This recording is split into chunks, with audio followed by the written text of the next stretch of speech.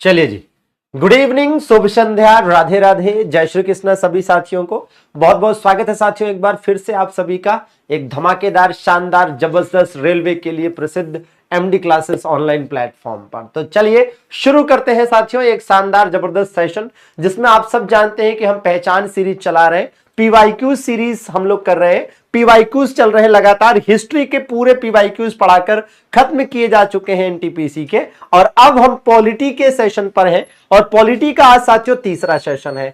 आज हमारा मुख्य टारगेट होगा मौलिक अधिकार और मौलिक कर्तव्य, मुख्य टारगेट, ठीक है भाई। तो अशोक, हिमांशु, पुष्पा, चंद्रिका, अरविंद, गुड़िया रानी, तौफीक, संजू, बहुत बहुत स्वागत है नीरज। चलिए तो लेकर चलते हैं साथियों सीधे पहले सवाल की ओर। एकदम धमाकेदार, जबरदस्त, एकदम बढ़िया वाला प्रश्न, हनी, और एक्सप्लेनेशन ऐसे जो समझ में आए, ठीक है। तो कॉपी पेन के साथ तैयार रहिएगा। भारतीय संविधान का कौन सा अनुच्छेद अस्पृश्यता के उन्मूलन से संबंधित है? चलिए हम इस पर आएंगे, लेकिन उसके पहले आपको कुछ बातें बताना चाहूंगा जो किससे रिलेटेड होगा भैया, मौलिक अधिकार से रिलेटेड होगा। देखिए क्या बताना चाह रहा हूं आपको, बताना यह चाह रहा हूं कि जब हम बात करते हैं मौलिक अधिकार की, जब हम बात करते हैं साथियों मौलिक अधिकार की, फंडामेंटल राइट की, तो एक चीज का विशेष ध्यान दीजिए कि कुछ बेसिक बातों को जानने के बाद ही आपको मौलिक अधिकारों से रिलेटेड आर्टिकल्स पढ़ने चाहिए, जहां से एग्जाम में क्वेश्चन बार बार आते हैं। और वो क्या चीज है आइए देखते हैं, ठीक है। तो सबसे पहली बात तो ये कि जब हम मौलिक अधिकारों की बात करते हैं, मतलब हम फंडामेंटल राइट की बात कर रहे हैं। किसकी बात कर रहे हैं साथियों?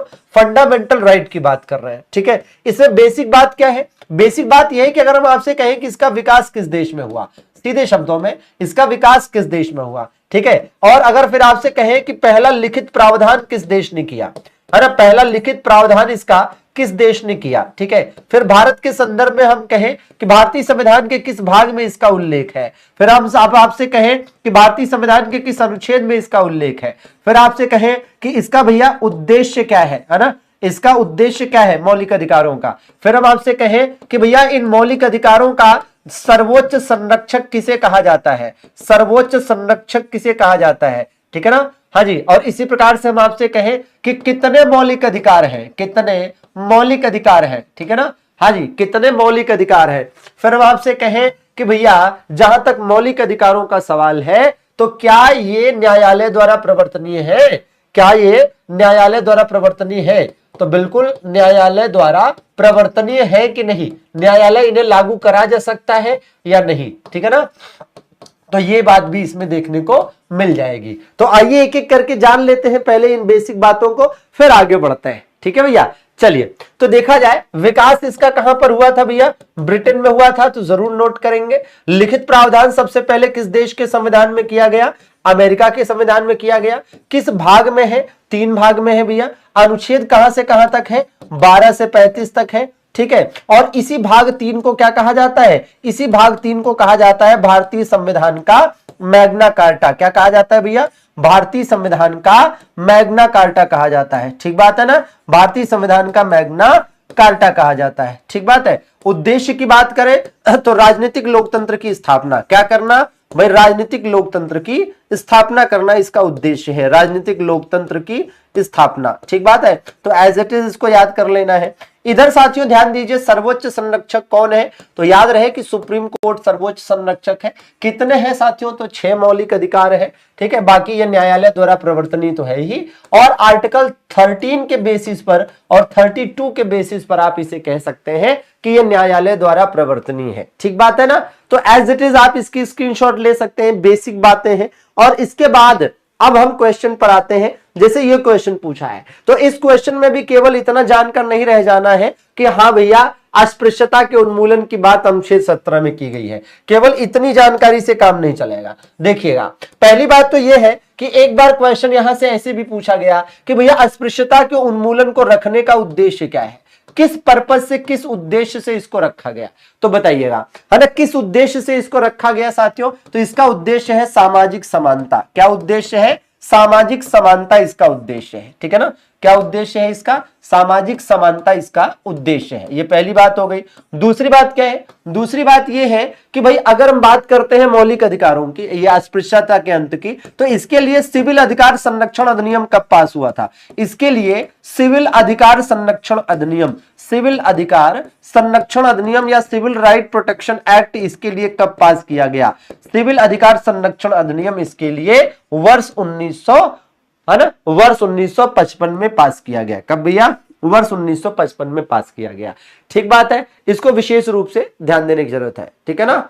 चलिए भाई, ठीक है, चलिए अगले प्रश्न की तरफ चले। तो अनुच्छेद 17 में इतनी बातें हैं। अनुच्छेद 17 छुआछूत के अंत से रिलेटेड है, अस्पृश्यता के अंत से रिलेटेड है, और छुआछूत या अस्पृश्यता दंडनीय अपराध है इस कानून के तहत। ठीक है, अब आइए अगले प्रश्न की तरफ चले। ये देखिएगा भाई क्या कह रहा है? कह रहा है कि संपत्ति के अधिकार को, है ना, संपत्ति के अधिकार को कब हटाया गया? तो चलिए इसका भी आंसर दीजिएगा सभी लोग। तो संपत्ति के अधिकार को कब हटाया गया? बहुत अच्छे, बहुत अच्छे, शानदार, जिंदाबाद।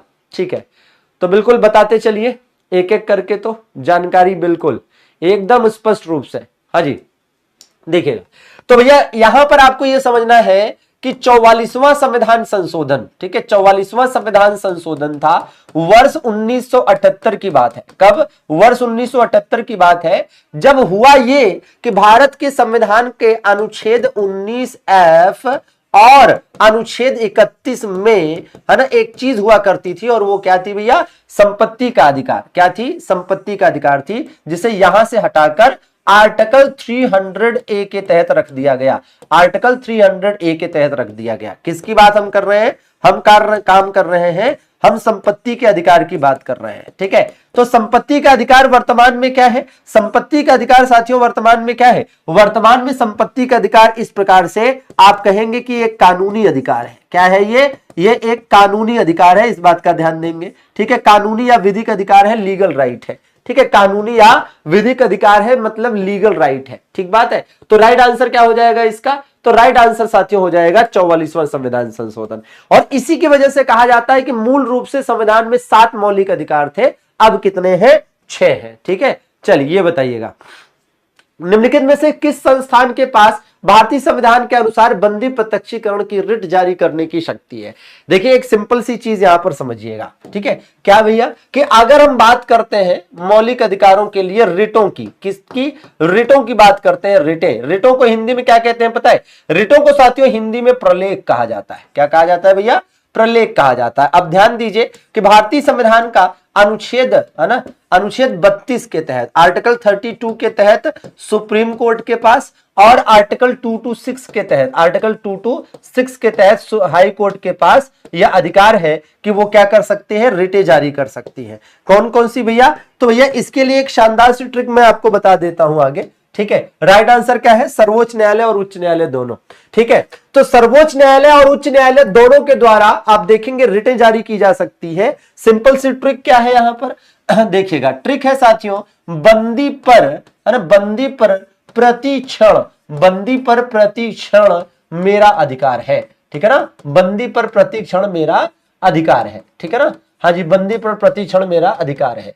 इस ट्रिक से क्या फायदा होगा? इस ट्रिक से फायदा यह होगा कि आपको पता चलेगा कि रिटें कौन कौन सी हैं। ठीक है, मतलब प्रलेख जो 5 हैं वो कौन कौन से हैं। ठीक है ना, देखिएगा, तो बंदी से क्या हो जाता है भैया? बंदी से हो जाएगा पहली रिट बंदी प्रत्यक्षीकरण, और इस ट्रिक से आपको सीक्वेंस भी पता चलेगा। पर से क्या हो जाएगा? परमादेश हो जाएगा साथियों। क्या हो जाएगा? परमादेश हो जाएगा। और प्रति से क्या हो जाएगा? प्रतिषेध हो जाएगा दोस्तों। क्या?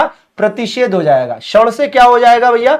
तो ये हो जाएगा साथियों उत्प्रेषण। क्या हो जाएगा? उत्प्रेषण। और अधिकार से क्या हो जाएगा दोस्तों? अधिकार से हो जाएगा अधिकार परीक्षा।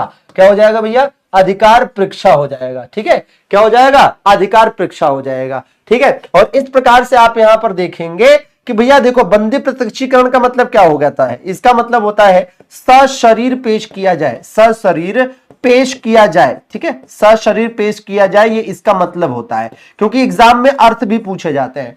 इसका अर्थ क्या होता है? इसका अर्थ होता है हम आदेश देते हैं। क्या अर्थ है इसका? हम आदेश देते हैं। ठीक है, यह भी पूछा जाता है। प्रतिषेध का मतलब क्या होता है? मना करना, ये भी पूछा गया क्वेश्चन है भैया। ठीक है, उत्प्रेषण का मतलब क्या होता है? उत्प्रेषण का मतलब है पूर्णतः सूचित कीजिए। क्या मतलब है इसका? पूर्णतः सूचित कीजिए, इसका मतलब है क्या? पूर्णतः सूचित कीजिए भैया। ठीक है, और इसका क्या मतलब है? अधिकार परीक्षा का मतलब आपका प्राधिकार क्या है, आपका प्राधिकार क्या है। ठीक है, ये इसका मतलब है, आपका प्राधिकार क्या है। ठीक है, आपका प्राधिकार क्या है, एज इट इज याद कर लेना है। ठीक है, तो आप इस ट्रिक से चल सकते हैं बड़े आराम से, बड़े शान से। ठीक है, हाँ जी, बिल्कुल बिल्कुल। तो ये देखिए क्या है, इसकी मीनिंग है। ठीक है, ये इसकी मीनिंग है, और इसको करने के जो तरीके हैं ना, जैसे तरीके है क्या, मैं आपको एक बड़ी शानदार सी चीज बताना चाहूंगा। अगर आप थोड़ा सा कंसंट्रेट करेंगे, फोकस करेंगे, तो जो मैं बताने जा रहा हूं इससे यह फायदा होगा कि आपके रिट वाले क्वेश्चन बड़े आराम से हो सकते हैं। ठीक है, बशर्ते कि आपको कुछ क्वेश्चन की प्रैक्टिस करनी पड़ेगी, जो आगे मैं करा दूंगा। क्या, देखिए, ऐसा कोई प्रश्न, ऐसा क्वेश्चन तो आता ही है इन ट्रिक से। ठीक है, इससे ऐसा कोई प्रश्न जिसका आंसर बंदी प्रत्यक्षीकरण होना है, बात समझिएगा, ऐसा कोई प्रश्न जिसका आंसर बंदी प्रत्यक्षीकरण होना है। ठीक है ना, हाँ जी भैया, ऐसा कोई प्रश्न जिसका आंसर यह होना है, इस प्रश्न में कहीं ना कहीं बंदी शब्द होगा, बंदी शब्द दिया होगा, गिरफ्तार शब्द दिया होगा, या निषिद्ध शब्द, इस तरह का कुछ शब्द दिया होगा। ठीक है ना, तो बंदी या गिरफ्तार, मोटी मोटा ये मानिए कि ऐसा कोई प्रश्न जिसमें कहीं ना कहीं बंदी या गिरफ्तार शब्द का उल्लेख मिल जाए, समझ लीजिए कि उस प्रश्न का आंसर ये होना है। ठीक है, या उस प्रश्न के भाव से किसी को गिरफ्तार करने, बंदी बनाने का उल्लेख हो, तो उसका आंसर ये होगा। समझ गए? अब दूसरे पर आइए, परमादेश।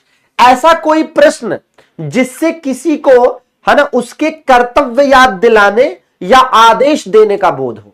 ध्यान से सुनना, ऐसा कोई प्रश्न, फिर बाद में सुनकर दोबारा इसी वीडियो को देखकर ध्यान से सुनकर लिख सकते हैं कि किस तरीके से आप आंसर देंगे। ऐसा कोई प्रश्न, है ना, जिससे किसी के कर्तव्य को याद दिलाने का या उससे कोई प्रश्न मतलब आदेश देने का बोध हो। ठीक है, या तो कर्तव्य याद दिलाने का बोध हो या आदेश देने का बोध हो, तो उस प्रश्न का आंसर यह होगा। ठीक है, ये जो बता रहा हूं इस तरीके से सारे क्वेश्चन इससे रिलेटेड हो जाएंगे। बाकी इसकी जो बता रहा हूं, इससे आपको इससे रिलेटेड सारे प्रश्न हो जाएंगे। अगर इस लॉजिक को आप नहीं समझ पाए जो मैं बता रहा हूं, तो फिर इस चैप्टर को आपको पक्का 2 घंटे समझना पड़ेगा, तभी आप इसका जो है ना तरीका जान पाएंगे, और वो भी कब तक दिमाग में रहेगा कोई नहीं जानता। ठीक है, प्रतिषेध की बात करें तो प्रतिषेध का मतलब चूंकि मना करना होता है, तो ऐसा कोई प्रश्न जिसमें कहीं ना कहीं नकारात्मक शब्द का उल्लेख हो, नकारात्मक शब्द हो। ठीक है, इसमें मतलब ऐसा बोध हो कि जैसे उच्च अदालतों के द्वारा, जैसे सुप्रीम कोर्ट हाई कोर्ट को और निचली अदालतों को, या फिर हाई कोर्ट अपनी निचली अदालतों को किसी मुकदमे वगैरह को अपने लेने से, सुनवाई करने से मना करे, रोके। ठीक है ना, तो ऐसा कोई प्रश्न जिससे अदालत का मतलब बोध हो कि अदालत से यह बोध हो कि भैया तुम ये, है ना, सुनवाई ना करो, है ना, इस मुकदमे की सुनवाई ना करो, ये मुकदमा ना लो। ठीक है, तो ये चीज है। ठीक है, तो वो प्रतिषेध हो जाएगा। उत्प्रेषण में क्या होगा? उत्प्रेषण, है ना, उत्प्रेषण वाला थोड़ा सा टफ होता है, तो अभी इसको साइड में रखिए, ये देख लेते हैं। अधिकार परीक्षा, इसमें सीधा सीधा है कि प्रश्न से, है ना, मतलब प्रश्न जो है उससे किसी सरकारी पद को या किसी लोक पद को धारण किए हुए किसी व्यक्ति से पूछा जाए कि भाई आप किस, है ना, प्राधिकार से उस पद पर हैं। ठीक है, तो अधिकार परीक्षा में वो होगा, समझिएगा कि क्या हम कह रहे हैं कि अधिकार परीक्षा आंसर जिसका होना है, ऐसे प्रश्न में आपको ऐसा लगेगा कि जैसे किसी लोक पद पर या किसी सरकारी पद पर बैठे हुए किसी व्यक्ति से या संस्था से, ठीक है, पूछा जा रहा है कि आप किस, ठीक है, किस शक्ति से या किस ओहदे से आप इस पद पर हैं। ठीक है ना, तो कोशिश करेंगे इन तथ्यों को, इन कंसेप्ट्स को क्वेश्चन पर इंप्लीमेंट करने का। ठीक है, तो 4 के बता दिए, जो बच गया उसका उत्प्रेषण हो जाएगा। ठीक है, या यूं कह लीजिए कि इसमें यह होता है कि ऊपरी अदालतों के द्वारा निचली अदालतों से किसी मामले को अपने पास मंगाने का बोध होता है।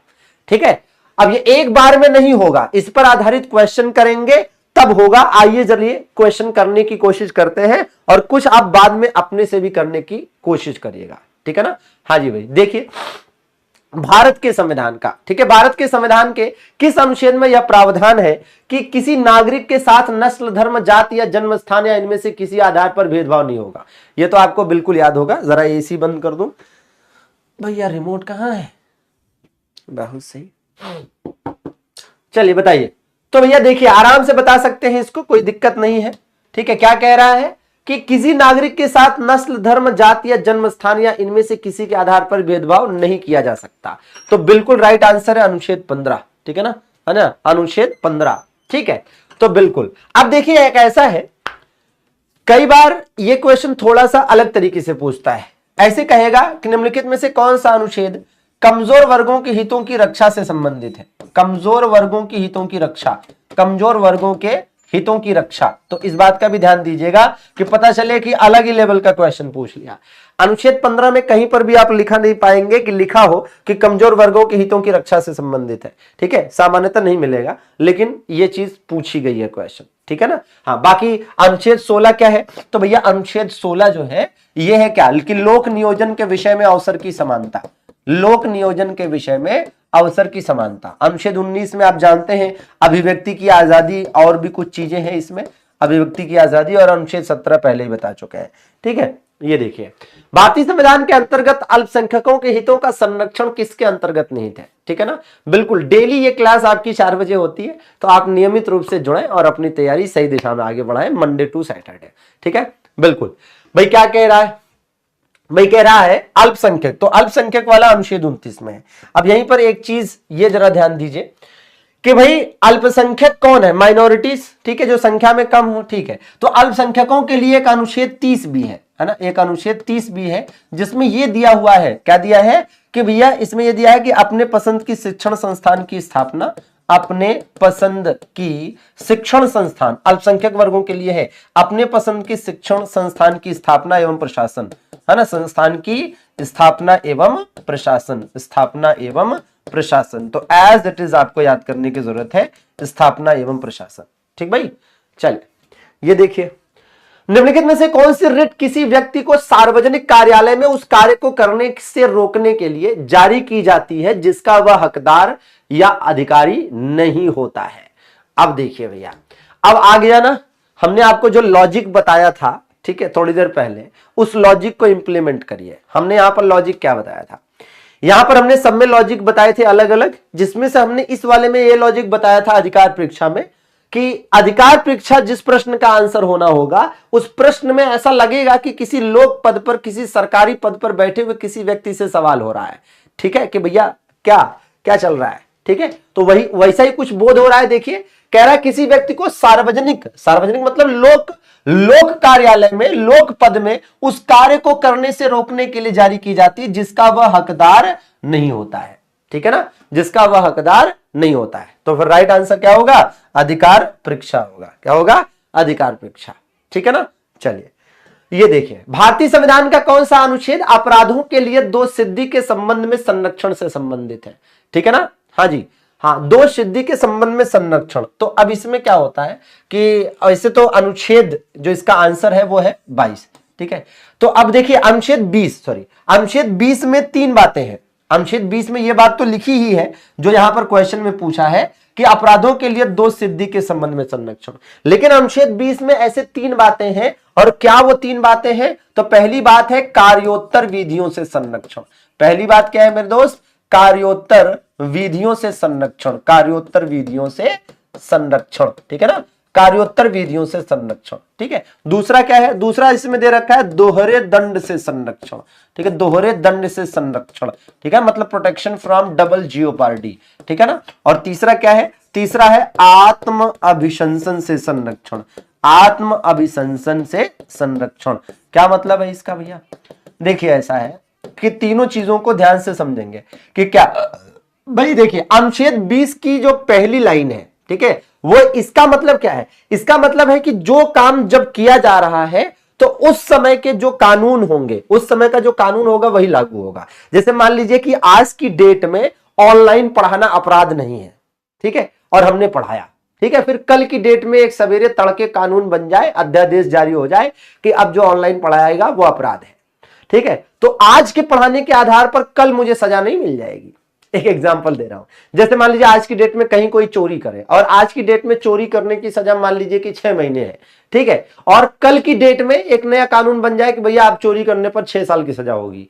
तो जब चोरी की गई थी तब तो 6 महीने की सजा का प्रावधान था ना, तो 6 महीने ही होगी, ठीक है, 6 साल नहीं हो जाएगी। तो जब जो अपराध किया गया है उस समय के हिसाब से जो कानून है वही लागू होगा। यही बात अनुच्छेद 20 का 1 कहता है, ठीक है ना। अच्छा, अनुच्छेद 20 का 2 कहता है दोहरे दंड से संरक्षण, मतलब किसी एक व्यक्ति को एक ही अपराध के लिए 2 बार सजा नहीं दी जाएगी, ठीक है ना। जैसे एक मूवी आई थी, मुझे याद है, एक कोई मूवी थी, शायद मिथुन की थी, किसकी थी, ठीक है, उसमें ऐसा था कि उसको क्या किया जाता है कि जज साहब सजा दे देते हैं किसी के मर्डर के आरोप में, ठीक है, और बाद में जब वो अपनी सजा काट कर बाहर निकलता है, ठीक है, तो उसे पता चलता है कि जिस व्यक्ति के मर्डर के आरोप में उसे सजा हुई थी वो व्यक्ति जिंदा है, तो वो उसे मार देता है, ठीक है ना। और उसके बाद फिर जज साहब के सामने फिर पेश किया जाता है। तो ये होता है कि भैया ये वही व्यक्ति है जिसकी मर्डर के आरोप में आपने सजा दी थी, ठीक है ना। हाँ, जिसकी भी मूवी हो, ठीक है, तो कितनी बार सजा दोगे? इसी के मर्डर के आरोप में तो सजा काट के निकला हूं, फिर इसी की मर्डर के आरोप में सजा डालोगे जेल में, ठीक है।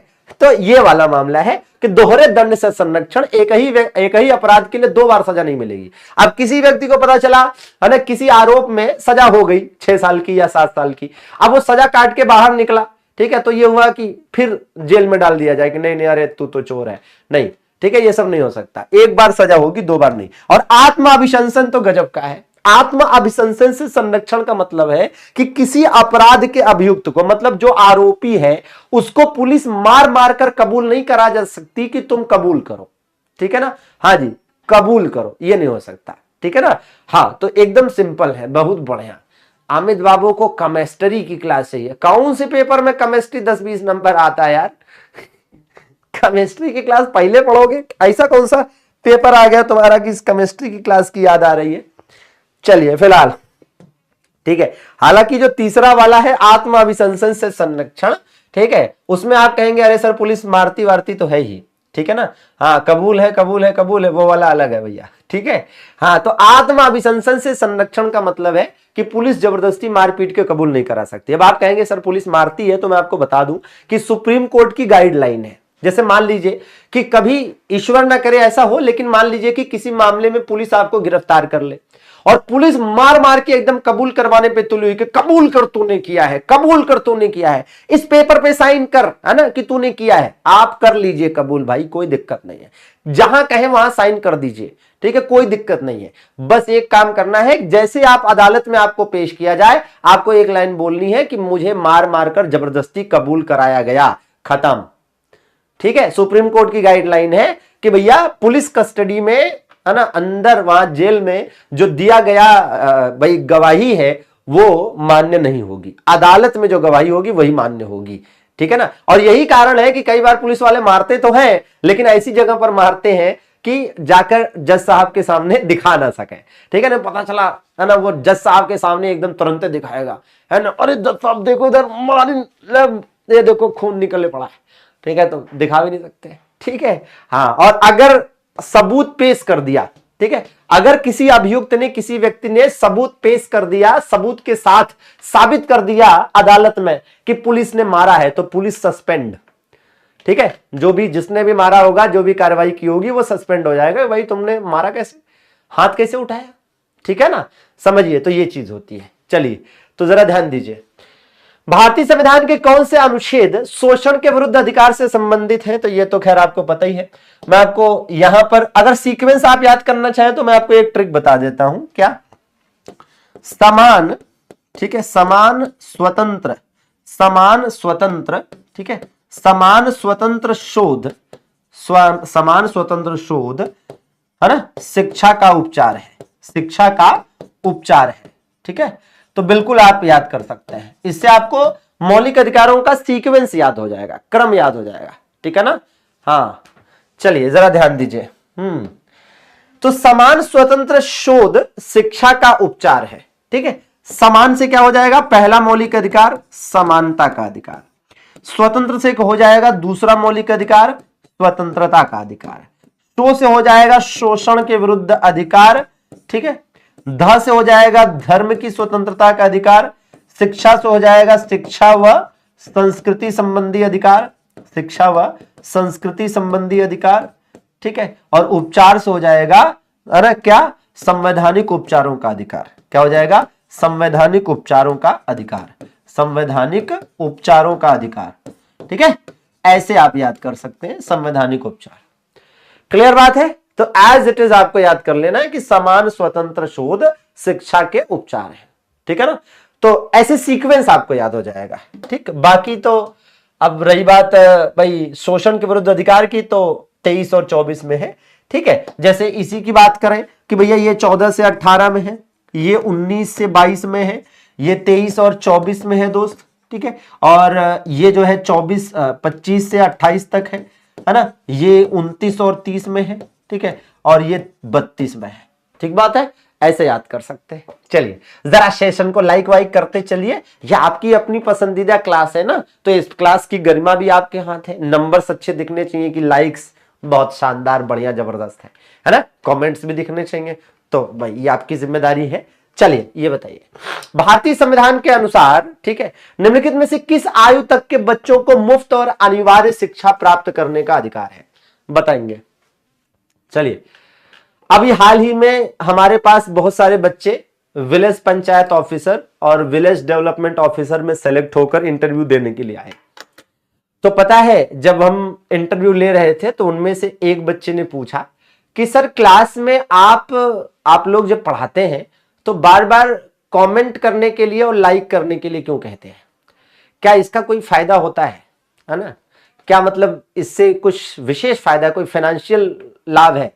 तो हमने कहा नहीं बेटा, देखो क्या होता है कि कमेंट्स और लाइक से कोई फाइनेंशियल फायदा नहीं है। वास्तव में बात यह है कि जब हम ऑफलाइन पढ़ाते थे, जब टीचर्स ऑफलाइन पढ़ाते थे, मैं भी लंबे समय तक ऑफलाइन हमने पढ़ाया है, लगभग 6-7 सालों तक, उसके बाद लगभग है ना लंबे समय से ऑनलाइन में हूं। तो जब हम लोग ऑफलाइन पढ़ाते हैं, टीचर्स लोग ऑफलाइन पढ़ाते हैं, तो सामने बच्चे बैठे होते हैं। तो सामने चूंकि बच्चे बैठे होते हैं तो हमारा इंटरेक्शन बेहतर होता है और अपने आप फीलिंग आती है पढ़ाने वाली, ठीक है। क्योंकि पढ़ाना भी एक अपने आप में कला है। वास्तविकता यह है कि अगर कहीं किसी को बैठकर मैं समझाऊं, ठीक है, यही चीजें जो यहां पर बता रहा हूं, तो शायद उतने अच्छे तरीके से ना समझा पाऊं, या निश्चित रूप से उतने अच्छे तरीके से नहीं समझा पाऊंगा जितने अच्छे तरीके से यहां खड़े होकर आपको बता पा रहा हूं, ठीक है। हाँ, एज अ टीचर जो हमने फील किया है। तो ऑफलाइन में तो सामने बच्चे होते हैं तो उससे फीलिंग आ जाती है, उस तरह का माहौल बन जाता है। लेकिन ऑनलाइन में क्या होता है, ऑनलाइन में जो यहां पर लाइक्स दिख रहे हैं, यहां पर जो कमेंट्स दिख रहे हैं, बस उसी से है ना माहौल बनता है। बाकी इसका कोई फाइनेंशियल लाभ नहीं है, कोई वित्तीय लाभ नहीं है। खैर चलिए देखिए, बताइए ऑफलाइन पढ़ने और पढ़ाने दोनों का मजा है, लेकिन यह है कि मजा ही है। ऑनलाइन में जो है आपकी पूरी तरह से आपके साथ इंसाफ होता है, पढ़ाने वाला भी इंसाफ करता है, पढ़ने वाला भी, है ना। ऑफलाइन में सबसे बड़ी समस्या यह है कि आज तक ऑफलाइन की दुनिया में आप देखेंगे सिलेबस ना कंप्लीट हुआ। आप में से बहुत सारे लोगों ने कहीं ना कहीं ऑफलाइन पढ़ा होगा, ठीक है, या हो सकता है पढ़ा रहे हो। आप बताइए ईमानदारी से, ऑफलाइन में पूरा सिलेबस कभी कंप्लीट हुआ? और कंप्लीट भी कहीं हुआ हो तो 1.5 साल में, 2 साल में कंप्लीट किया जाता है, या कम से कम साल भर से तो ऊपर हो ही जाता है।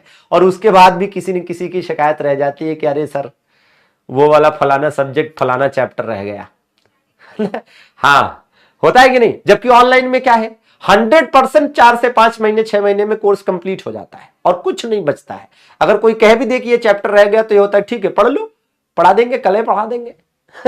चलिए, भारतीय संविधान के अनुसार किस आयु तक के बच्चों को, भैया 14 वर्ष की आयु तक के बच्चों को। अब इसमें जरा ध्यान दीजिएगा, तो भारतीय संविधान का अनुच्छेद 23 है साथियों, है ना, सॉरी अनुच्छेद 24 है, जिसमें यह बात प्रॉपर लिखी है कि 14 वर्ष की आयु तक के बच्चों को, ठीक है। अच्छा, एक मिनट, अनिवार्य एवं निःशुल्क शिक्षा की बात कर रहा है क्या? तो यह अनुच्छेद 21 है, ठीक है ना, यह अनुच्छेद 21A है, ठीक है। अब इसमें एक बात का ध्यान दीजिएगा, ठीक है, क्या है कि अब एक चीज है जैसे बाल श्रम, अगर बाल श्रम की बात कर रहा है, चाइल्ड लेबर की बात कर रहा है, अगर चाइल्ड लेबर की बात कर रहा है तो यह अलग मामला है, यह अलग मामला है, यह आपका अनुच्छेद 24 में आएगा। ये किस में आएगा? ये अनुच्छेद 24 में आएगा, और इसके लिए एक अलग कानून है, और आपने शायद पढ़ा हो, बाल एवं किशोर श्रम अधिनियम, बाल एवं किशोर श्रम अधिनियम, सही बात है। बाल एवं किशोर श्रम अधिनियम कब पास हुआ था? तो बाल एवं किशोर श्रम अधिनियम साथियों पास हुआ था वर्ष 1986 में। और इनके लिए बच्चों के लिए एक चीज और है, राष्ट्रीय बाल अधिकार संरक्षण आयोग, राष्ट्रीय बाल अधिकार संरक्षण आयोग, ठीक है ना, ये अलग है। राष्ट्रीय बाल अधिकार संरक्षण आयोग ये अलग है, ठीक है, राष्ट्रीय बाल अधिकार संरक्षण आयोग ये अलग है, ठीक है। तो ये भैया कब हुआ? ये 2007 में हुआ, ठीक है। चलिए वो तो खैर याद करना ही है। अब जरा इस पर आइए, तो मैं आपको बताऊं आरटीई दो चीजें हैं। एक सामान्यतः आपसे कहा जाए, आरटीई का मतलब हो गया राइट टू एजुकेशन। क्या हो गया? राइट टू एजुकेशन मतलब शिक्षा का अधिकार। क्या मतलब हुआ इसका? शिक्षा का अधिकार। अब इसमें ध्यान से समझना क्यों जरूरी है? इसलिए जरूरी है क्योंकि अगर आप शिक्षा के अधिकार की बात करते हैं तो दो चीजें हैं। एक सामान्यतः बात की जाए, ठीक है, कि इसे मौलिक अधिकार कब बनाया गया, मौलिक अधिकार कब बना, शिक्षा का अधिकार मौलिक अधिकार कब बना, एक सवाल ये हो गया। और शिक्षा का अधिकार अधिनियम, ठीक है, शिक्षा का अधिकार अधिनियम, ठीक है, इसमें भी दो सवाल है कि पास कब हुआ और दूसरा सवाल क्या है, लागू कब हुआ। समझ रहे हैं? ये चीज है, ठीक है भैया। हाँ, इस चीज का ध्यान दीजिए, नेशनल एजुकेशन पॉलिसी वो चीज तो एकदम ही अलग है, ठीक है। तो भैया मौलिक अधिकार कब बना? तो ये बना साथियों 86वें संविधान संशोधन, मतलब कॉन्स्टिट्यूशनल अमेंडमेंट, सीए का मतलब कॉन्स्टिट्यूशनल अमेंडमेंट 2002। और यहां पास कब हुआ? यहां भैया पास हुआ 2009 में। और लागू कब हुआ? एग्जैक्टली लागू हुआ 1 अप्रैल 2010 को, ठीक है ना, 1 अप्रैल 2010 को। और शिक्षा, राष्ट्रीय शिक्षा है ना नीति की बात करें, ठीक है ना, राष्ट्रीय शिक्षा नीति की बात करें वो तो बिल्कुल ही अलग है। राष्ट्रीय शिक्षा नीति तो बिल्कुल अलग है। अगर हम बात करते हैं नेशनल एजुकेशन पॉलिसी की, किसकी भैया? नेशनल एजुकेशन पॉलिसी की बात करते हैं तो ये तो भैया बिल्कुल ही अलग है। नेशनल एजुकेशन पॉलिसी जो है ये तो एकदम ही अलग चीज है। नेशनल एजुकेशन पॉलिसी मतलब राष्ट्रीय शिक्षा नीति अभी तक 3 बार आ चुकी है, ठीक है, अभी तक 3 बार आ चुकी है। पहली बार कब आई थी? तो पहली बार जो आई थी वो 1968 में आई थी। और दूसरी बार जो आई थी वो कब आई थी? 1986 में आई थी। और तीसरी बार अभी 2020 में आई है, ठीक है। तो इसके लिए तो कहा जाता है कि ये पहली है और इसके लिए कहा जाता है ये दूसरी है। दूसरी वाली में 1992 में संशोधन भी हुआ था। इसे या तो आप तीसरी कहेंगे या तो आप नई शिक्षा नीति कहेंगे। क्या कहेंगे? नई शिक्षा नीति कहेंगे, ठीक है ना। और इनमें से ये वाली जो आई थी ये कोठारी आयोग की सिफारिश पर आई थी। किसकी सिफारिश पर आई थी? कोठारी आयोग की सलाह पर आई थी, कोठारी आयोग, ठीक है। और ये वाली आई थी कस्तूरी रंगन समिति की सिफारिश पर। किसकी सिफारिश पर? कस्तूरी रंगन समिति की सिफारिश पर, कस्तूरी रंगन समिति की सलाह, ठीक है ना। अच्छा, अब आप ये भी समझिए, ठीक है ना, हाँ जी भैया, है ना। अब आप ये भी समझिए कि भाई जैसे ये वाला आप पढ़ते हैं 86वां संविधान संशोधन, आपको क्या लगता है 86वां संविधान संशोधन और किसी से रिलेटेड है? बिल्कुल रिलेटेड है। जैसे आप 86वां संविधान संशोधन पढ़ते हैं आपको तुरंत इस बात की जरूरत महसूस होनी चाहिए कि 86वां संविधान संशोधन जो है, 86वां संविधान संशोधन 2002 वास्तव में 3 अनुच्छेदों से संबंधित है, ठीक है। हाँ, एक तो अनुच्छेद 21A से तो संबंधित है ही, अनुच्छेद 45 से भी संबंधित है और अनुच्छेद 51A से भी संबंधित है, ठीक है ना। क्योंकि एक साथ रखोगे याद तभी तो दिमाग में बैठेगा। जीके जीएस है, आप कहते हैं कि सर आपको कैसे याद हो जाता है? तो ऐसे याद होता है क्योंकि हमारे पढ़ने और पढ़ाने दोनों का तरीके में काफी अंतर है। मतलब काफी अंतर का मतलब है कि जो बाकी लोगों से अंतर है, मतलब यह है कि जब भी कोई चीज पढ़े तो यह नहीं कि बस वही बता दिया और कहानी खत्म, ठीक है, ऐसे नहीं करना है, फिर तो नहीं तैयार होगा, ठीक है। उस तरह की चीजों को एक जगह पर रखिए क्योंकि एक वैज्ञानिक, ठीक है, अध्ययन, एक साइंटिफिक, एक साइंटिस्ट रिसर्च भी ये कहती है कि अगर आप चीजों को याद करना चाहते हैं तो एक तरह के डाटाज को एक साथ रखकर एक सीरीज, एक कड़ी की श्रृंखला में, एक श्रृंखला जैसा आपको दिमाग में बनना चाहिए। मतलब जो डाटा है वो एक दूसरे से कनेक्टेड होने चाहिए ताकि जब भी आपके दिमाग में एक डाटा आए तो तुरंत दूसरा, फिर उससे रिलेटेड तीसरा, उससे रिलेटेड चौथा, ये डाटाज आते चले जाएं। तब वो डाटा आपके दिमाग में, वो इंफॉर्मेशन आपके दिमाग में लंबे समय तक स्टोर रहेगी। नहीं तो मानव प्रवृत्ति है, ह्यूमन नेचर है कि आज याद करो कल भूल जाता है, फिर याद करो फिर भूल जाता है, ठीक है ना। हाँ जी, भाई देखो, अनुच्छेद 21A की बात कर रहे हैं हम। अनुच्छेद 21A में सीधी सी बात है कि यहां पर राइट टू एजुकेशन को कहा गया कि भाई अब ये मौलिक अधिकार होगा, फंडामेंटल राइट होगा, ठीक है ना। और अनुच्छेद 45 में कहा गया कि 0 से 6 वर्ष के बच्चों के लिए, है ना, हम आंगनवाड़ी व्यवस्था कर रहे हैं। कौन सी आंगनवाड़ी वाली व्यवस्था कर रहे हैं? जिसमें उनके, है ना, स्वास्थ्य और शिक्षा दोनों की बेहतरी का काम किया जाएगा, ठीक है। और इधर अनुच्छेद 51A में कहा गया कि 6 से 14 वर्ष के जो बच्चे हैं इनके लिए क्या रखा जाएगा? इनके जो माता पिता हैं, इनके माता पिता, ठीक है, माता पिता या फिर इनके जो भी संरक्षक हैं, गार्जियन जिसको कह सकते हैं, संरक्षक का कर्तव्य है कि वो इनके लिए शिक्षा के संसाधन उपलब्ध कराएं। क्या करें? शिक्षा के संसाधन उपलब्ध कराएं। मतलब ये अपने आप में एक मौलिक कर्तव्य हो गया। ये क्या हो गया? मौलिक कर्तव्य हो गया। इसका एक बड़ा सीधा सा मतलब आप समझ पा रहे हो क्या?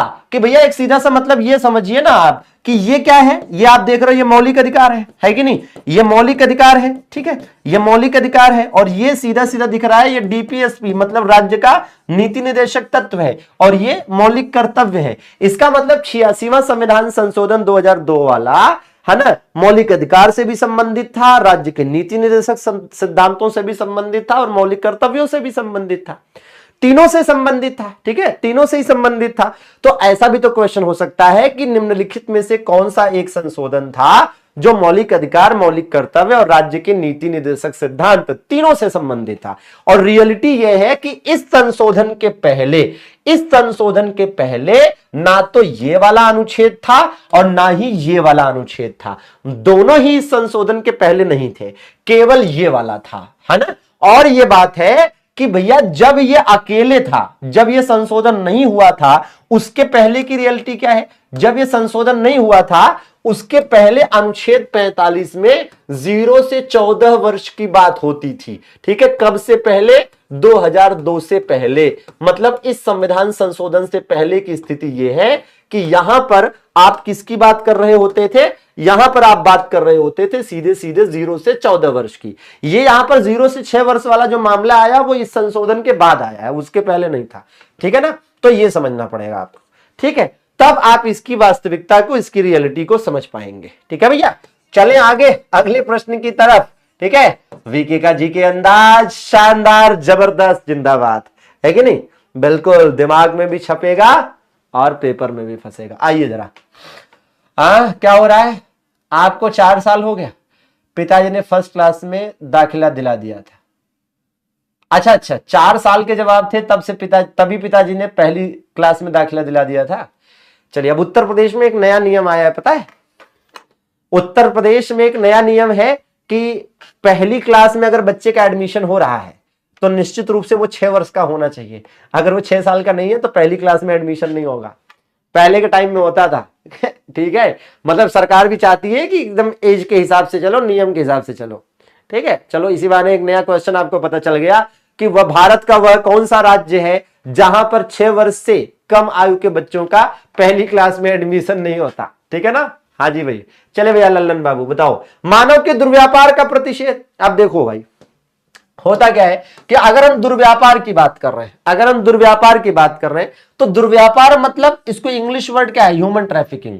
अब होता क्या है कि पहली बात तो कीवर्ड को पकड़ना चाहिए। जैसे ये अनुच्छेद 23 जब आप पढ़िएगा तो लंबा चौड़ा लिखा है। अनुच्छेद 23 में क्या लिखा है? मानव के दुर्व्यापार, है ना, बलात्, श्रम आदि का प्रतिषेध। अरे इतना क्यों याद करना, केवल एक शब्द याद करिए, दुर्व्यापार। दुर्व्यापार मतलब ह्यूमन ट्रैफिक, मतलब गलत चीज है। जैसे मानो इंसान की जो है दास्ता नहीं होगी, ठीक है, इंसान से बेगारी नहीं कराई जाएगी, इंसान से वेश्यावृत्ति नहीं कराई जाएगी, ठीक है ना, वेश्यावृत्ति नहीं कराई जाएगी, इंसानों की खरीद फरोख्त नहीं होगी। खरीद फरोख्त का मतलब क्या हो गया? खरीद फरोख्त का मतलब तस्करी एक तरह की, ठीक है, हाँ भाई, अंगों की तस्करी, इंसानों की तस्करी, ये सब नहीं होगी। ये सब सीधे सीधे अनुच्छेद 23 में क्या है? दंडनीय अपराध है। और इसके लिए कानून भी है, बंधुआ मजदूर उन्मूलन अधिनियम। क्या है? बंधुआ मजदूर उन्मूलन अधिनियम भी है कि नहीं है? बंधुआ मजदूर उन्मूलन अधिनियम अक्सर पूछा जाता है कि कब आया था? 1976 में आया था। देखो, दिमाग एक छात्र का कैसे चलना चाहिए, ठीक है ना। एक छात्र का दिमाग ऐसे चलना चाहिए कि जैसे ही आप माना लिखा हमने, जैसे हमने यहां पर लिखा बंधुआ मजदूर उन्मूलन अधिनियम, या आपने अपनी कॉपी में लिखा, आपके दिमाग में तुरंत घूमना चाहिए कि 1976 में और कोई कानून आया था क्या? हाँ 1976 में कोई तो कानून आया था। हाँ भाई, हाँ पढ़ा था, 1976 में तो पर्यावरण संरक्षण अधिनियम भी आया था। ठीक है, पर्यावरण संरक्षण अधिनियम भी आया था, जिसे छाता विधान कहा गया था। फिर दिमाग में आना चाहिए, अच्छा 1976 में और क्या हुआ था, तो दिमाग में आना चाहिए तुरंत, अरे 42वां संविधान संशोधन भी तो हुआ था, जिसे भारत के संविधान में लघु संविधान का दर्जा प्राप्त है। फिर तुरंत दिमाग में आना चाहिए कि 1976, हाँ 1976 में एप्पल भी आया था। अरे ऐसा नहीं कि 1976 में पहली बार सेब इस दुनिया में सेब का पेड़ आया था। ठीक है, एप्पल मतलब एप्पल कंपनी की स्थापना हुई थी। ठीक है, एप्पल कंपनी की स्थापना हुई थी, समझ रहे हो ना। हाँ जी, तो दिमाग चलना चाहिए, फिर तुरंत दिमाग में आना चाहिए और चीजें, जैसे अनुच्छेद 21 है, प्राण एवं दैहिक स्वतंत्रता है। अनुच्छेद 22 है, अनुच्छेद 22 के बारे में आप ये समझिए कि इसमें वैसे तो 3 चीजें हैं महत्वपूर्ण, है ना, और ओवरऑल आप देखेंगे तो अनुच्छेद 22 में क्या लिखा है, अनुच्छेद 22 में लिखा है कुछ परिस्थितियों में गिरफ्तारी से संरक्षण। अनुच्छेद 22 में लिखा है कुछ परिस्थितियों में गिरफ्तारी से संरक्षण। लेकिन जब आप इसके डिटेल में जाएंगे तो सबसे पहले यह लिखा है कि जब भी पुलिस किसी व्यक्ति को गिरफ्तार करेगी तो उसे उसकी गिरफ्तारी का कारण बताएगी। मौलिक पढ़ाई लिखाई इसलिए भी तो जरूरी है ताकि आप अपने अधिकार जान सको, अपने हक के लिए लड़ सको इस देश में, है ना, या किसी भी देश में। ठीक है ना, जब ज्यादातर क्या होता है, किसी भी देश में जब ज्यादातर लोग जानकार नहीं होते, पढ़े लिखे नहीं होते हैं, तो वहीं पर सबसे ज्यादा अपराध और दुनिया भर की गलत चीजें होती हैं। ठीक है, जैसे आप देखिए अनुच्छेद 22 ही है, आपको, है ना, खुदा ना करे, ईश्वर ना करे कि कभी आपको जरूरत पड़े इसकी, लेकिन फिर भी मान लीजिए कभी पुलिस आपको गिरफ्तार करे, तो किसी भी व्यक्ति को अगर पुलिस गिरफ्तार कर रही है तो ये तरीका है कि भैया पहले पुलिस गिरफ्तारी का कारण बताएगी, अगर नहीं बता रही है तो गिरफ्तार नहीं कर सकती। जैसे मान लीजिए पुलिस गिरफ्तार करने आई, है ना, और आप कह रहे हो भैया कहां गिरफ्तार कर रहे हो जरा बताओ, ठीक है, और पुलिस कह रही नहीं बताएंगे पहले चलो, तो ये ना, नहीं जाएंगे। ठीक है, अब कहोगे सर पुलिस से उलझेंगे क्या, अरे आजकल तो हर जगह कैमरा और दुनिया भर की चीजें हैं, मोबाइल है, आपके घर गिरफ्तार करने पुलिस आ जाए, आप अपनी पिताजी को, माताजी को या भाई बहन को कह दो कि काम करो बेटा तुम यार मोबाइल से रिकॉर्डिंग करो, मैं जरा पुलिस से बात करता हूं। ठीक है, पता चला आपको पुलिस ने गिरफ्तार करने आ गई, आपने कहा छोटू तो रिकॉर्ड कर रहे हैं, रिकॉर्ड करता नहीं, गिरफ्तार करेंगे मैं। ठीक है, तो पुलिस से आपने पूछा कि सर क्यों गिरफ्तार कर रहे हैं, अब पुलिस गिरफ्तार, है ना, बताने को तैयार नहीं है। ठीक है, कह रही नहीं नहीं चलो, है ना, या आपसे एकदम गाली गलौज उतर गया, अबे चल ऐसा वैसा मारेंगे, या कर देंगे वो कर देंगे। रिकॉर्ड तो हो रहा है ना, मोबाइल में रिकॉर्ड हो रहा है ना, आप बोल रहे हो तो पुलिस बोल रही तो रिकॉर्ड हो रहा है ना, बस वो रिकॉर्डिंग बहुत बड़ी बात है, मोबाइल चालू होते ही पुलिस की बोलती बंद हो जाएगी। ठीक है, या तो फिर वो तरीके से आपको ले जाएंगे बताकर कि हाँ सर आपको इसलिए गिरफ्तार कर रहे हैं क्योंकि आपने यहां यहां ये ऐसे ऐसे ये चीज करी है। ठीक है ना, तब आपको गिरफ्तार करके ले जाएंगे, ये नहीं गिरफ्तार करके ले गए। ठीक है, हाँ जी, और दूसरी बात, है ना, हाँ अब आप कहोगे सर मान लीजिए कि उन्होंने बदतमीजी करी, तो आपके पास रिकॉर्ड है ना मोबाइल में, आप केस करो, पुलिस सस्पेंड हो जाएगी। ठीक है, और दूसरी बात क्या है, गिरफ्तारी के बाद अगली चीज है कि अपने अपनों से मिलने दिया जाएगा। ठीक है ना, मतलब मान लीजिए कि पुलिस गिरफ्तार करके ले गई, है ना, हाँ मिलने देना, मिलने देना मतलब क्या है, किससे कितना, मतलब जैसे मान लीजिए किसी को पुलिस ने गिरफ्तार करके जेल में डाल दिया और अब उसके घर वाले मिलने आ रहे हैं, तो पुलिस ये नहीं कह सकती कि मिलने नहीं देंगे, या कोई वकील, उनका जो वकील है उससे मिलना चाह रहा है तो भी नहीं कह सकती कि नहीं मिलने दिया जाएगा, मिलने देना पड़ेगा। ईश्वर ना करे लेकिन मान लीजिए कभी आपका कोई अपना, ठीक है, गिरफ्तार करके जेल में डाल दिया जाए और आप जो है बार बार पुलिस थाने के चक्कर लगा रहे हो, 1 दिन हो गया, 2 दिन हो गया, 3 दिन हो गया, आप जा रहे हो, वो मिलने ही नहीं दे रहे, नहीं मिलने देंगे, नहीं मिलने देंगे। ठीक है ना, तो ऐसा पुलिस नहीं कर सकती। अब आप कहोगे सर अगर मान लीजिए पुलिस ना ही मिलने दे, वो तो उनका भाई, है ना, जो भी है थाना है, उसमें हम क्या कर सकते हैं, केस कर सकते हो आप, क्योंकि जब भी आप मिलने के लिए अप्लाई करोगे तो आपके पास कोई तो कागज, कोई तो एप्लीकेशन दोगे ना, वहां हर बार वो रिजेक्ट हो जाएगा ना, तो हर बार जब रिजेक्ट हो जाए तो ले जाके अदालत में लगा दीजिए, ले जाके अदालत में लगा दीजिए कि सर मिलने नहीं दे रहे हैं। ठीक है, फिर अदालत पुलिस को, है ना, अदालत पुलिस को अदालत बुलाएगी कि ये क्या कर रहे हो तुम, समझ रहे हैं ना, सिंपल सी चीज है। और अगली बात यह भी है कि जिस भी व्यक्ति को गिरफ्तार किया जाएगा 24 घंटे के अंदर निकटतम मजिस्ट्रेट के समक्ष पेश किया जाएगा, निकटतम मजिस्ट्रेट के समक्ष पेश किया जाएगा, है ना, निकटतम मजिस्ट्रेट के समक्ष पेश किया जाएगा। ठीक है, यह चेक करने के लिए कि क्या गिरफ्तारी सही है, उचित है, या ऐसे ही उठा लाए। ठीक है ना, हाँ जी भैया, अच्छा राजेश बाबू, ठीक है, चलिए बताइए इनमें से कौन सा भारतीय संविधान के अनुसार मौलिक अधिकार नहीं है। ठीक है, तो ये तो आसान प्रश्न है। देखिए, संवैधानिक उपचारों का अधिकार अनुच्छेद 32 में है। समान न्याय एवं निःशुल्क विधिक सहायता, ये तो आर्टिकल 39A में मिलेगा। ठीक है, संभाषण और अभिव्यक्ति की आजादी 19 में है, और ये जो है अनुच्छेद 14 से 18 तक है। मतलब राइट आंसर क्या हो जाना है इसका? राइट आंसर इसका बी हो जाना है। ये बताइएगा, बहुत अच्छे। हाँ जी, कह रहा है निम्नलिखित में से किसे भारतीय संविधान में मौलिक अधिकार के रूप में सूचीबद्ध नहीं किया गया है? मौलिक अधिकार के रूप में समानता का अधिकार, जैसा कि बताया 14 से 18, स्वतंत्रता का अधिकार भाई 19 से 22, ठीक है, सांस्कृतिक एवं शिक्षा संबंधी अधिकार 29 और 30। तो राइट आंसर ये है संभाषण का अधिकार, ठीक है ना, राइट टू स्पीच।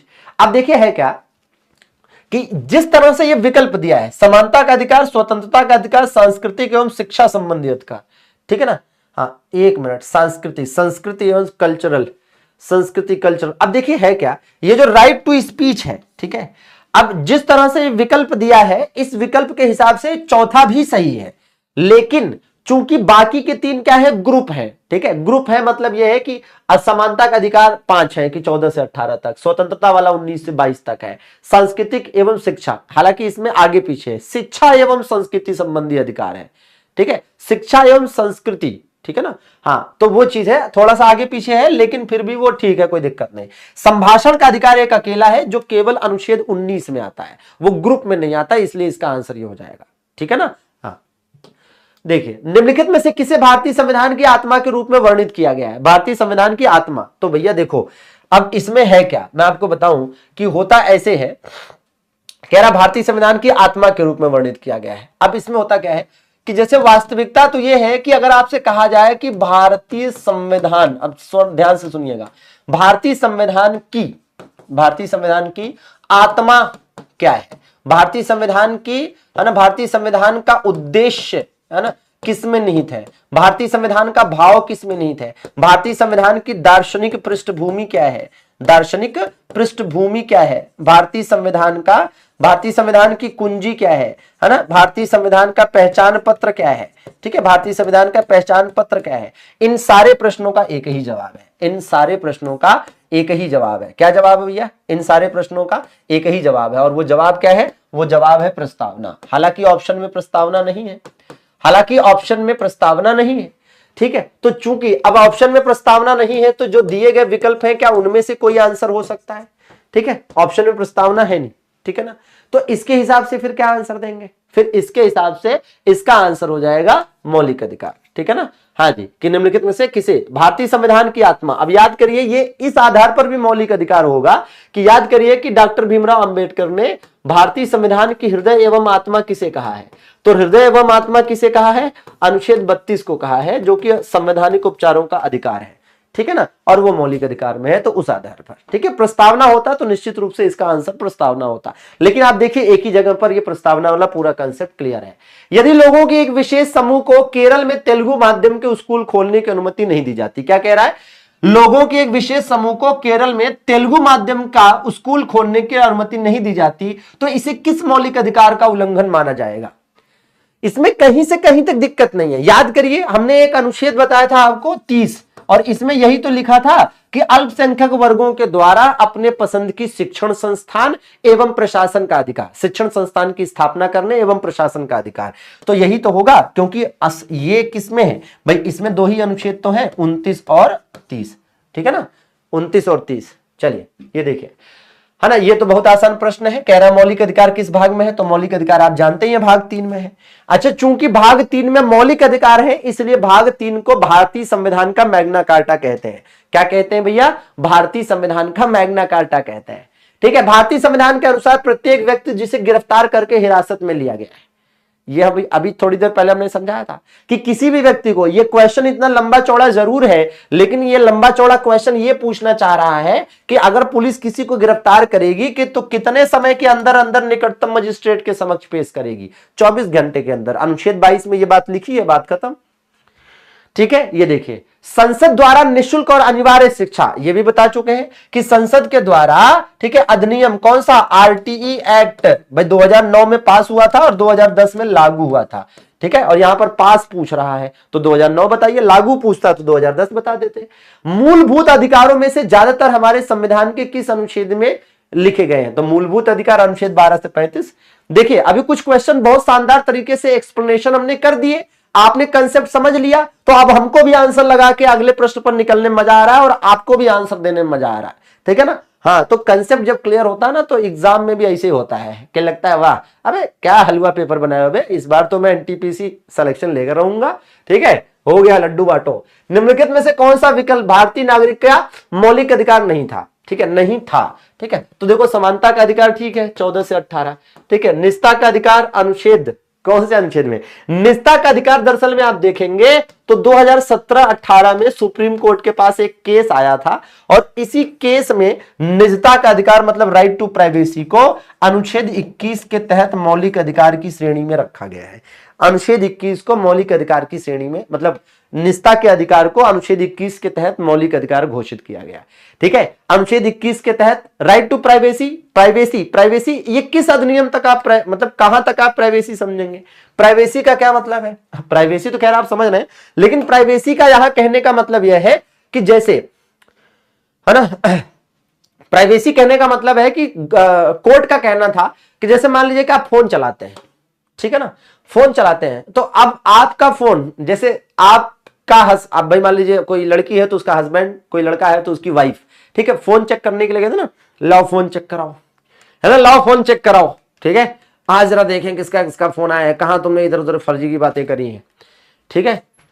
ये क्या हो गया, ये प्राइवेसी भंग हो रही है, ठीक है ना, ये प्राइवेसी भंग हो रही है। और आजकल तो बहुत सारी सुविधाएं हैं, पता चला कि जो है ना, हस्बैंड का जो व्हाट्सएप है वो वाइफ ने क्या किया, हस्बैंड का जो व्हाट्सएप है वो वाइफ ने क्या किया, उसको स्कैन करके वेबसाइट पर लॉगिन कर लिया और खुद घर बैठ के रोज देखती है कि हस्बैंड क्या क्या कर रहा है, समझ रहे हो।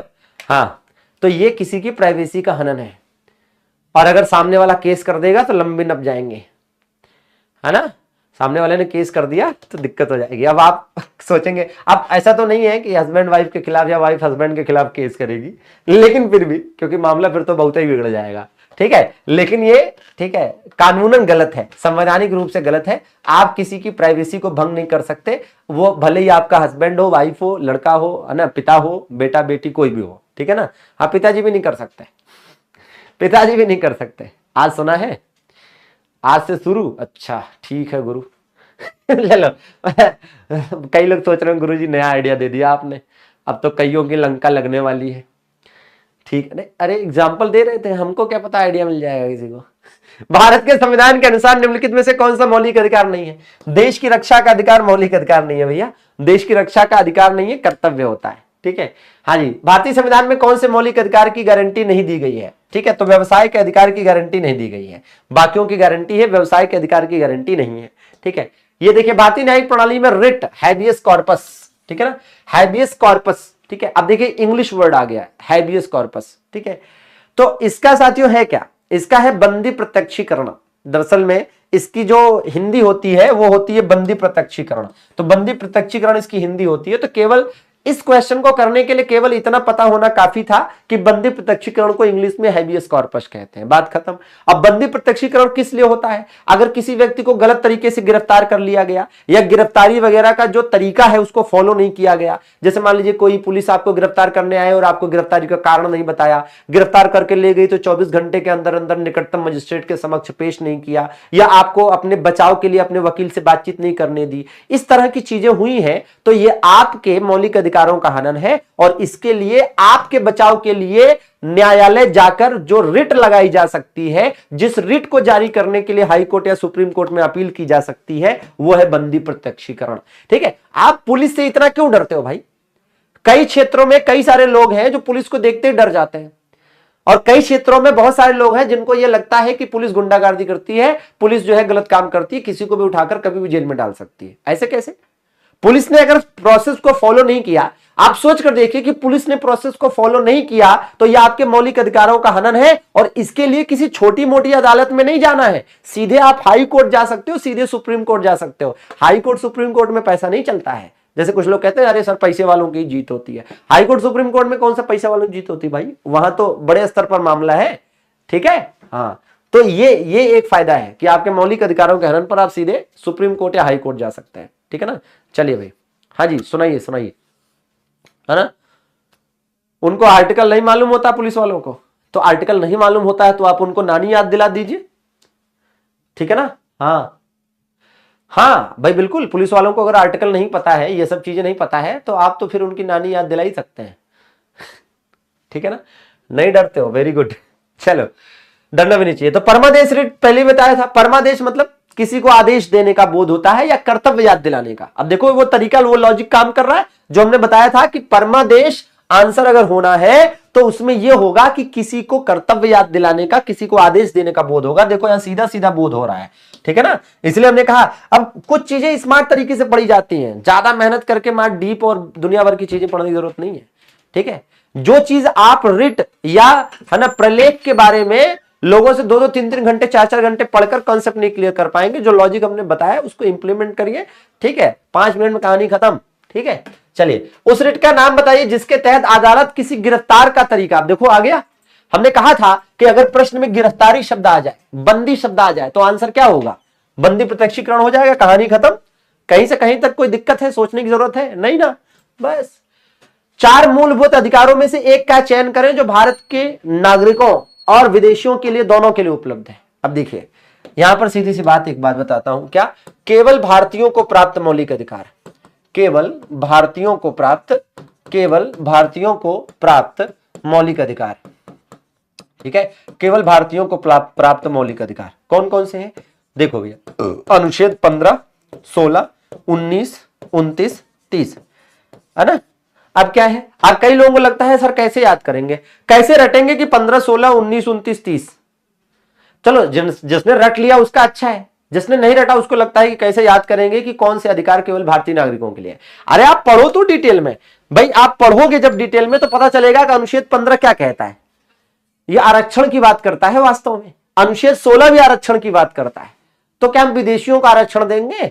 अपने लोगों को तो दे नहीं पा रहे, विदेशियों को कहां से आरक्षण देंगे? ध्यान से देखो तो विदेशियों को कैसे मिलेगा भाई? अनुच्छेद 19, अनुच्छेद 19 में अभिव्यक्ति की आजादी है, संघ बनाने की स्वतंत्रता है। तो जरा सोच के देखो कि क्या विदेशियों को अभिव्यक्ति की आजादी देंगे भारत में? पता चला दिल्ली में पाकिस्तान जिंदाबाद के नारे लगेंगे, कौन बर्दाश्त करेगा? गोली मार देंगे पाकिस्तान जिंदाबाद बोलने वालों को भारत में, है कि नहीं भाई? गोली ही मारेगा इंसान, गुस्से में आएगा तो। ये क्या बात हुई, भारत में रह के पाकिस्तान जिंदाबाद? चलो पाकिस्तान जिंदाबाद वो भी ठीक है, लेकिन खबरदार जो भारत के लिए नेगेटिव शब्द बोला, ठीक है। चलिए, अनुच्छेद 29 और 30, ठीक है ना। अनुच्छेद 29 और 30 किसके लिए है? अल्पसंख्यकों के लिए है। तो भैया हम अपने देश के अल्पसंख्यकों को देखेंगे कि दूसरे के देशों के? समझ रहे हैं ना। तो कहने का मतलब ये समझने की बात है, रटना वटना कुछ नहीं है, ठीक है। सब हो जाता है, थोड़ा सा बस टाइम आपको देना पड़ता है। अब मौलिक अधिकार आप जीवन में पहली या दूसरी ही बार पढ़ रहे होगे, तब तो आपको लगेगा, थोड़ा सा टाइम दोगे तो हो जाएगा, ठीक है ना। तो ये इसका क्या हो जाएगा भैया? अब यहां सोच के देखो, धर्म, कुल, लिंग, जाति, जन्म स्थान के आधार पर भेदभाव का निषेध, ये अनुच्छेद 15, ये देखो 16, ये देखो 19, अब देखो 26 आ गया। तो राइट आंसर ये है, ठीक है। अनुच्छेद 26 में देखिए ना, धार्मिक मामलों के प्रबंध की स्वतंत्रता। अब कोई विदेशी भारत में रहता है, वो ईसाई धर्म मानता है, तो ईसाई धर्म के अनुसार कुछ अपना पूजा पाठ करना चाहता है, कर लेने दो, क्या समस्या है, ठीक है ना। तो चलिए, आई होप कि पूरे सेशन को आपने बहुत एंजॉय किया होगा, और आई होप कि मैं आपको चीजें समझा पाया, एक्सप्लेन कर पाया, और मां सरस्वती की कृपा होगी अगर मैं ऐसा कर पा रहा हूं, आपके है ना कुछ बढ़िया कंसेप्ट को क्लियर करने में मेरा योगदान है, तो बिल्कुल है ना, इसके लिए मैं अपने आप को सौभाग्यशाली समझूंगा। और नियमित रूप से आपका जुड़े रहना भी जरूरी है, ताकि कंसेप्ट को आप सही दिशा में आगे ले जा पाए। जिससे भी पढ़िए रेगुलर पढ़िए, हमसे पढ़िए, किसी और से पढ़िए, जिससे भी पढ़िए रेगुलर पढ़िए, है ना। जीवन में क्या है, आप जैसे मान लीजिए कि है ना, आप हमसे भी पढ़ रहे हैं, 4 और लोगों से पढ़ रहे हैं, ठीक है, तो दुनिया भर के 4 कॉन्सेप्ट यहां मिल रहा है, 4 कॉन्सेप्ट वहां मिल रहा है, फिर अंत में खिचड़ी ही पक रही है। इससे अच्छा जो अच्छा लगे उसी से पढ़ लो, हमसे पढ़ लो या किसी और से पढ़ लो, ठीक है। हाँ, तो जीवन में आदर्श या आइडियल किसी सेक्टर विशेष में, किसी क्षेत्र विशेष में एक ही या बहुत ज्यादा तो 2 लोग हो सकते हैं, कई लोग नहीं हो सकते, नहीं तो फिर जीवन में केवल कंफ्यूजन बनेगा, खिचड़ी पकेगी और कुछ नहीं होगा, ठीक है। चलिए, बाकी याद रहे तो अगली दिवाली रेलवे कर्मचारी वाली है ना, तो लाखों की पीडीएफ मिलेंगी बिल्कुल फ्री। 21 अगस्त है ना, दोपहर में 3 बजे रहिएगा तैयार, ठीक है। चलिए, बाकी दमदार धमाकेदार ये रहा प्रोसेस कि कैसे आप पीडीएफ डाउनलोड कर सकते हैं। अब तो सब लोग पीडीएफ डाउनलोड कर ही लेते होंगे। हाँ बिल्कुल, सपनों को पाने की चाहत मेहनत को अपना साथी बना लेती है। अच्छा, वाह क्या लाइन लिखी है, गजब, क्या दर्द है तेरी लाइन में छोरे। चलिए, तो बहुत बहुत शुक्रिया सभी का जुड़ने के लिए। फिर मुलाकात करेंगे। कल तो संडे है तो कल ऐसी कोई क्लास नहीं होगी मेरी, ठीक है। कल मैं थोड़ा रेस्ट पे रहूंगा। रेस्ट पे क्या रहूंगा, कुछ बुक्स वगैरह पे आपका काम चल रहा है, तो आपके लिए कुछ बुक भी लानी है, शानदार बढ़िया कंटेंट, ताकि आप बुक के मामले में भी, ठीक है, एक ऐसी चीज पा सकें जिससे आपको बाकी इधर उधर की चीजें ना करनी पड़े, ठीक है ना। हाँ जी, बाकी मंडे को मुलाकात करते हैं और इस सीरीज को आगे कंटिन्यू करते हैं। धन्यवाद, thank you very much, good night, शुभ रात्रि।